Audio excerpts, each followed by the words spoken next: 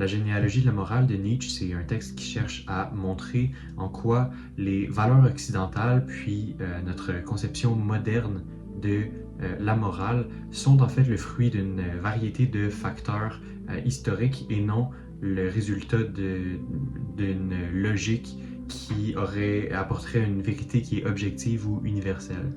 Quand on y pense, c'est une idée qui se tient assez bien, mais ce qui est intéressant dans ce texte-là, c'est que Nietzsche nous amène à nous questionner sur les fondements même de la société occidentale, puis aussi il questionne les idées de tous les penseurs avant lui jusqu'à Aristote. Et donc la série de vidéos, de 4 vidéos que je commence aujourd'hui, c'est une analyse de la généalogie de la morale. Je suis pas un expert de Nietzsche, je suis même pas un expert de philosophie, là, loin de là, mais je vais essayer d'apporter un peu ma conception de ce que Nietzsche a voulu dire à travers ses textes. Par le fait même, je vais probablement mal interpréter certains passages parce que Nietzsche, c'est pas un philosophe qui est super facile à comprendre, puis aussi parce que j'ai pas toujours le bagage philosophique nécessaire pour comprendre l'entièreté de ses allusions, mais je vais faire de mon mieux. Donc la première partie que vous voyez en ce moment va porter sur l'avant-propos de la généalogie de la morale, puis ensuite je vais faire une vidéo sur le premier traité, le deuxième traité et le troisième traité qui apportent tous des idées quand même assez différentes, mais qui se relient par un même thème là, qui est de voir ce qui se trouve à la généalogie de la morale occidentale moderne et de ce qu'on valorise en tant que société aujourd'hui par rapport à ce qu'on valorisait avant, donc avant étant il y a environ 2000 ans, peut-être même 3000. Et donc Nietzsche commence son texte avec une phrase qui est vraiment intéressante. Il dit « Nous ne nous connaissons pas nous-mêmes ». Puis ça, c'est vraiment à l'origine de ce qu'il va développer ensuite, parce qu'il part du principe qu'on ne sait pas réellement qui on est fondamentalement. Il y a plusieurs couches de personnalité en nous qui viennent cacher ce qu'on est essentiellement, ce que l'homme est. Et donc, il suppose que la morale qu'on a tous acceptée consciemment n'est pas celle qui se cache inconsciemment. Là, ici, j'apporte des concepts que Nietzsche n'avait pas réellement dit, mais qui viennent un peu retranscrire ce qu'il essaie d'expliquer selon moi. Et donc, ce qu'il essaie de développer dans son avant-propos, c'est que les psychologues anglais, un terme que je vais définir un peu plus tard, tenteraient de conceptualiser la morale, de comprendre d'où elle provient, mais le feraient avec un a priori qui est erroné. Cet a priori-là, c'est que la morale occidentale, elle est bonne, elle est objective et universelle, ce qui, selon Nietzsche, n'est pas du tout le cas. Et donc, il va passer une grande partie de l'avant-propos à expliquer justement en quoi ils ont tort, puis il va continuer, particulièrement au cours du premier traité, là, à un peu ridiculiser le niveau de profondeur de ce que ces psychologues-là anglais ont écrit. Et son texte est aussi une réponse à un texte d'un de ses amis, le docteur Ray, qui a écrit un texte à propos justement de l'origine de la morale, lui aussi, mais que Nietzsche a voulu, justement auquel Nietzsche a voulu répondre. Mais je dirais que dans l'ensemble, c'est vraiment une critique des psychologues anglais. Et les psychologues anglais, ce sont des gens comme Bentham, John Stuart Mill, donc les utilitaristes du 19e siècle, puis même Hume, puis Kant à certains endroits. Puis ce qui est intéressant avec ça, c'est que les psychologues, ou plutôt les penseurs que Nietzsche critique, sont des gens qui sont étudiés, c'est des penseurs qui sont étudiés durant l'un des cours obligatoires de philosophie au cégep. Puis donc ici, je m'adresse surtout à mon public un peu plus jeune, donc les gens qui ont encore ce cours-là en mémoire. On a une bonne partie du bagage philosophique nécessaire pour comprendre les critiques qu'il fait contre eux, même si ce qu'il apporte, ultimement, c'est assez différent de ce qu'eux apportent. Il va tenter de conceptualiser la morale, ou plutôt faire justement une généalogie de la morale d'une façon qui est très différente des utilitaires, puis des philosophes anglais. Et donc, ce que Nietzsche argumente est que ces psychologues anglais-là ont un préjugé moral, c'est-à-dire qu'ils voient le monde, ils conçoivent le monde par le prisme de la morale occidentale et ils partent du principe qu'elle est universelle, alors que selon Nietzsche, elle a été établie surtout par la philosophie antique, dont Aristote, puis aussi le peuple juif, le judaïsme, et enfin, et surtout, le christianisme. Mais ça, c'est des sujets que je vais aborder un peu plus durant la deuxième vidéo, donc le traité 1. Et donc, pour le reste de la vidéo, je vais analyser un par un chaque paragraphe ou chaque section de l'avant-propos, qui sont quand même bien répartis en 10 sections.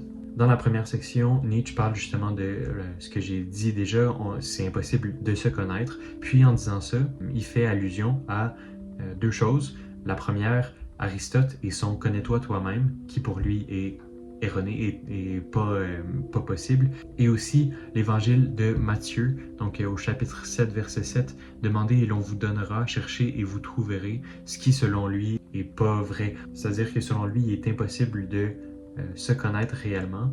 On peut tout de même tenter, c'est ce qu'il fait lui-même. Mais donc, il part avec un état d'esprit assez particulier pour son texte. Il part du principe que c'est l'esprit qui marque l'écart entre la conscience puis les profondeurs de l'inconscient, de sa nature profonde, qu'il dit. Dans la partie 2, il explique que la généalogie de la morale, c'est un texte dans lequel il a rassemblé beaucoup de ses idées qu'il a écrit dans plusieurs autres textes déjà.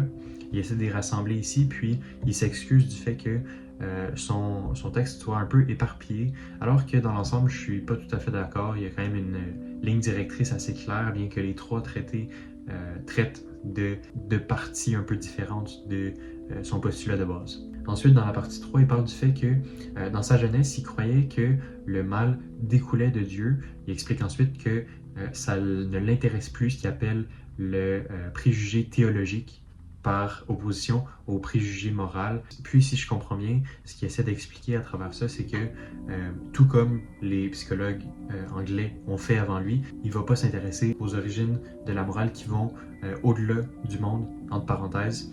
Et donc, il va un peu dans la même lignée que ces psychologues-là anglais de ce côté-ci. Il explique aussi dans cette partie 3 que pour lui, le mal puis le bien, c'est des concepts qui ont été inventés par l'homme, ce qui va revenir plus tard. Dans les parties 4 et 5, il explique quelque chose que j'avais déjà approché déjà. Donc, il explique qu'il va critiquer les conceptions anglaises de la morale, Paul Rée, son ami. Puis aussi, dans la partie 5, il explique qu'il va être un peu en opposition avec Schopenhauer, qu'il considère comme son maître, en quelque sorte, son maître de pensée. Puis il croit que Schopenhauer tend à surestimer l'idée de la pitié. Puis pour être tout à fait honnête ici, j'ai pas pu apprécier l'entièreté de l'idée qu'avait Nietzsche dans ces deux parties-là parce que j'ai pas lu tous les auteurs dont il parle. Donc Kant, La Rochefoucauld, Platon, Spinoza, j'en ai lu certains, mais dans l'ensemble, je suis pas familier avec l'entièreté de leur conception de la morale, là aussi. Dans la partie 6, il explique que les psychologues anglais vont tenter de catégoriser puis ordonner leur idée de la morale en partant de l'a priori qu'elle est universelle, ce à quoi Nietzsche s'oppose. Puis selon lui, il faut remettre en question la valeur même du concept de la morale. Parce que d'où est-ce que ça vient la morale? C'est pas quelque chose qui est abordé par les philosophes anglais, selon lui, je suis pas certain de ça, mais lui, il va s'intéresser à d'où ça vient cette idée-là de la morale. Qu'est-ce qui se cache derrière ce terme-là, puis les fameuses intuitions qui viennent ordonner ou former un peu notre idée de la morale. Puis il y a un passage où il dit « C'est la valeur de ces valeurs qu'il faut commencer par remettre en question ». Donc la valeur ici dont il parle, c'est les deux conceptions de bon et de méchant. Et donc il dit que au fond de cette idée-là de la morale, il y a deux concepts, le bon puis le méchant. Puis c'est ces deux concepts-là qu'il va falloir tenter de définir, puis qu'il va falloir tenter de comprendre. Puis il va un peu plus loin avec un commentaire qui va préfigurer ce qu'on retrouve dans le premier traité. Il explique que l'idée du bon, de ce qu'on considère comme bon, ça pourrait cacher un poison qui appelle, voire même un danger qui est invisible parce qu'on n'a jamais questionné ce concept-là auparavant, selon lui. C'est ce qu'il explique dans la partie 7. Il faut faire preuve d'une compréhension de l'histoire. Il faut être comme un archiviste qui dit pour comprendre d'où vient la valeur qu'on a accordée à ce concept-là de la morale, du bon et du méchant. Et donc, c'est là que vient le titre même du texte, là, la généalogie de la morale. Il va faire une généalogie, il va chercher à aller dans l'histoire pour comprendre d'où viennent ces concepts-là, d'où viennent notre rapport à ces concepts-là. Puis au passage, il va critiquer son ami, le docteur Rée, parce que il utilise des concepts darwiniens pour comprendre d'où vient la morale, pour parler de la loi du plus fort. Puis Nietzsche, bien qu'il va réadapter cette idée-là, il n'est pas en accord avec certains des points du Dr. Ray. Puis ici, c'est un peu les limites de ce que je peux aborder aujourd'hui avec vous. J'ai pas lu ce que Dr. Ray a écrit, puis manifestement, c'est pas un texte qui est très souvent republié parce que apparemment, il n'y avait pas une si grande valeur intellectuelle, donc je peux pas vraiment critiquer ou apporter davantage d'informations là-dessus. Mais pour Nietzsche, il y a quelque chose qui va au-delà des instincts animaux de la fameuse théorie darwinienne, donc de cette idée-là que notre concept de la morale proviendrait d'une adaptation. Il pense qu'il y a un autre facteur dans la conception de la morale qui est une idée qui est inversante, qui va venir inverser notre rapport au bon et au méchant et qui permettrait de placer le faible au-dessus du fort. Puis ça, c'est quelque chose qui, encore une fois, il préfigure ce qui se retrouve dans le premier traité. Puis dans la dernière partie de son avant-propos, la partie 8, il va dans une digression un peu étrange où il explique que c'est difficile de lire ce qui va s'en suivre parce qu'il parle par aphorisme. Il dit que ces idées devraient être ruminées et pas simplement lues, donc il y a un travail supplémentaire à faire. Puis ça, c'est un peu pédant, ça sonne un petit peu comme de l'arrogance de la part de Nietzsche, ce qui n'est pas particulièrement étonnant qu'on connaît le personnage, mais c'est quand même à déplorer. Une autre chose qu'on doit comprendre pour lire Nietzsche, c'est que ici, il va même critiquer Aristote, puis ses conceptions de la façon dont on doit penser, point barre.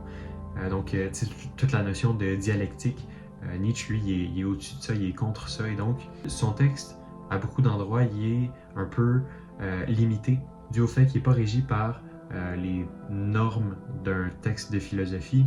Nietzsche se force pas à faire un argumentaire. Puis, il y a une autre chose qu'on doit aborder aussi, c'est que Nietzsche ne pense pas seulement à l'aspect logique. Donc, quand il écrit, il ne pense pas seulement à faire appel à notre logique, il essaie aussi de faire appel à nos affects, à nos émotions, pour qu'on puisse davantage comprendre les concepts dont il parle. Puis c'est probablement de ça dont il est question dans la partie 7.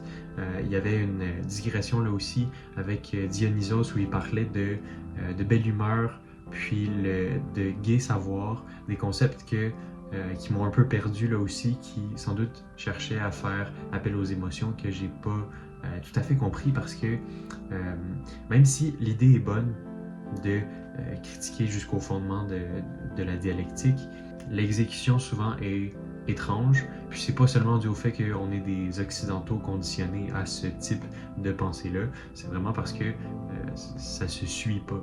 Donc, tu sais, une thèse et un argument, je comprends qu'Aristote l'a conceptualisé, mais en tout cas, selon moi, c'est la base de l'argumentation. Donc, en rejetant cette idée-là de l'argumentation socratique, Nietzsche essaie de se défaire des carcans qui avaient pris justement ses prédécesseurs, les autres penseurs, dans une certaine lignée de pensée. Puis, cette idée-là est intéressante, mais selon moi, l'exécution, elle laisse à désirer à certains moments. Et donc, ça complète pas mal l'étendue de ma compréhension sur l'avant-propos de la généalogie de la morale, puis aussi j'ai abordé certaines critiques qui vont revenir sans doute dans le premier traité, dans le second, dans le troisième, mais c'est ce qu'on va voir. Donc, c'est tout pour aujourd'hui. Merci beaucoup.